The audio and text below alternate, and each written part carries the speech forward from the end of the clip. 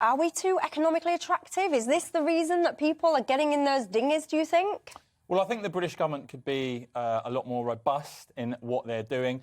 One of the things that doesn't get discussed much, an element of this, is the European Convention on Human Rights. Now, when Theresa May was Home Secretary, she actually said that the UK should leave the ECHR, and she, of course, was a Remainer in terms of the 2016 referendum. I know there are now calls amongst Conservative MPs to scrap the Human Rights Act to really get on top of this, because, quite frankly, I think that sounds awful when you say it, though, doesn't it? We should scrap the Human Rights Act. So, when you say that, it does make me kind of go, ooh. But the fact is that Home Secretary Priti Patel and the Home Office are getting tied up by the legal restrictions on what they can do, which is why only 5 illegal migrants who have come via this route this year have been deported. And, when you think about it, this has escalated now, not just over a number of months. This has gone on for years.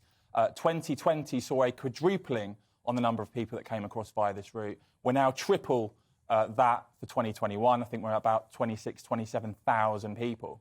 And frankly, relying on the French and giving them money as a strategy has completely failed. By the way, I think the behaviour of Macron's French government, the level of hostility that we have seen, whether it's threats to cut energy supplies, whether it's blockades, despite the fact the UK has granted 96% of French fishing licences, the level of hostility that we're seeing from the French now, they've cancelled this meeting with Priti Patel. They've rejected... No, they didn't cancel it. They had the meeting and just didn't allow Priti Patel to go to it. Well, there you go. But, this is pathetic when this is a serious, dangerous issue. And they won't even have a meeting with Home Secretary Priti Patel. What does that say about their intentions? And now we get this debate. It probably says that they've had enough of people like Boris Johnson declaring, I think we've got his 5-point plan, by the way, coming up with 5-point plans, which is excellent, by the way. Please, more of that, Boris Johnson. We want to see more plans. We want to see, I'll show you, by the way, his 5-point plan, just in case you don't know what I'm talking about.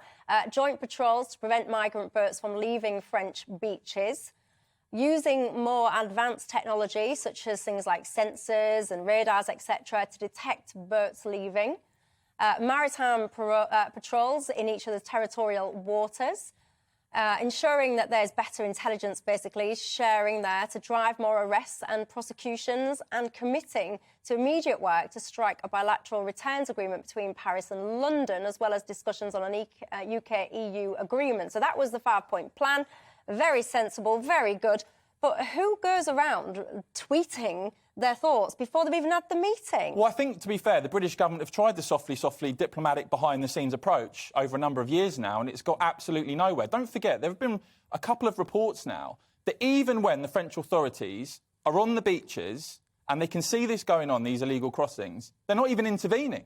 So frankly, relying on the French and giving them money, the latest, I think it was £54 million, has totally and utterly failed. As you say, I think the suggestions in that letter were serious suggestions. They were things that we could have cracked on with a deal between the UK and France. The French don't want to know. The real thing to consider here is that Macron's government, I'm afraid, who have made consistent digs at Brexit UK, whether that be about the vaccine strategy, whether it be threats to cut energy supplies, whether it be the row on fisheries. Macron and those around him are rattled by the fact that nearly everyone in France, by the way, is standing as a Eurosceptic candidate in the upcoming French presidential election, including, of course, Michel Barnier. And they are playing politics in the most disgraceful way. Why on earth can't they sit down with Priti Patel, have this meeting and put in place those points? Someone tell me why. There's no doubt that Brexit hijinks politics is a big factor driving this. And, of course, there are those who voted to remain say, but if UK was still in the European Union, there'd be this thing called the Dublin regulation. But you look into the figures there, we were only able to, I think, send back 500 people who came across the channel via that illegal route. I think we need to have a much bigger debate, frankly, than even at the European level, Michael. I think this is an issue to do with the UN Charter. It's the whole issue of how increasingly in a world with 7 billion people, 1 billion people actually live off less than $1 a day. It's subsistence income.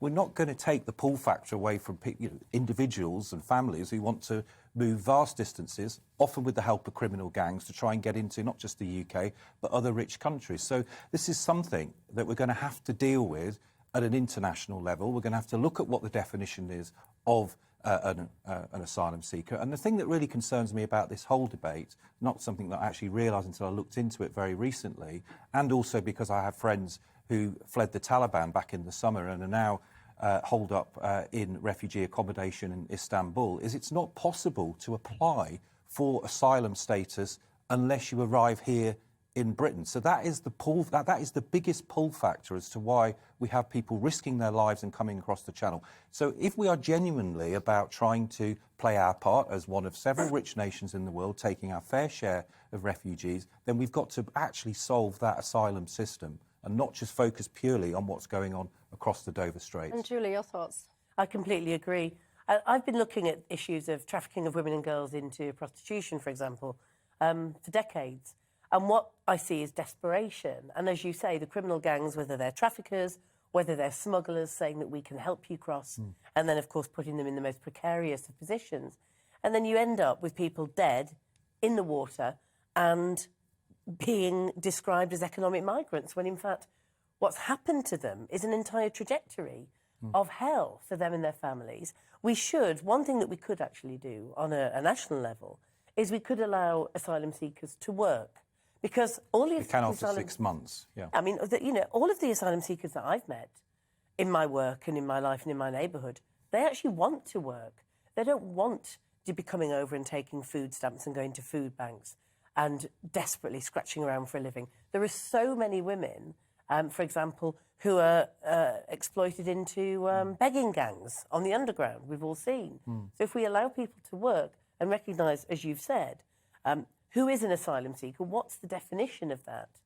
And then, of course, make sure that the general public has the correct information rather than hyperbole about scrounging people coming over just because they'll have a little bit of a better life and can buy themselves a bottle of claret before dinner. I mean, it's completely not that. But, Julie, one of the things that I get asked, and I have to say, given the recent climate, we do tend to discuss this topic often, and I always get asked the same question all the time, every night that I do this, which is, if people are desperately fleeing persecution and they are indeed asylum seekers, etc., then why do so many people discard their paperwork? Why would you do that? Well, exactly what we said earlier about the trafficking and smuggling gangs. Often it's not people discarding their paperwork. It's trafficking gangs taking the paperwork from them in order to have more of a hold over them financially and otherwise.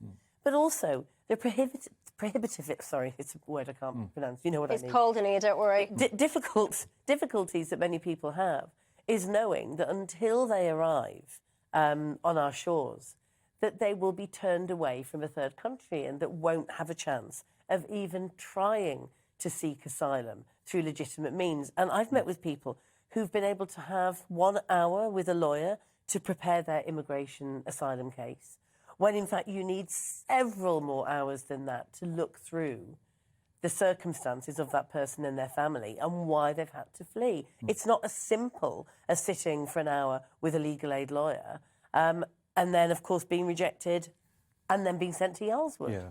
But I would differ from Julie in this sort of sense of, we do clearly have tens of thousands of economic migrants that want to come here, that have come here, that do lose their paperwork, that do often also disappear without trace. And actually something I would agree with the French foreign minister about the attractiveness of still our very unregulated labour market. I mean, the whole debate about free movement was because we had a situation when we were in the European Union where 700 million people, EU nationals, who could just come here without any paperwork whatsoever, apply for a national insurance number and work anywhere. Now we've got the situation where we've got, frankly, not just criminal gangs on the other side of the Channel, but also gangmasters and people who are engaged in modern human slavery who are offering these people El Dorado, risk your life, cross the Channel and then work in the illegal economy. And we don't have a labour market in this country, for example, that checks sufficiently enough people's right to work. There were just 11 prosecutions last year, according to the Home Office, of unscrupulous employers who were found to be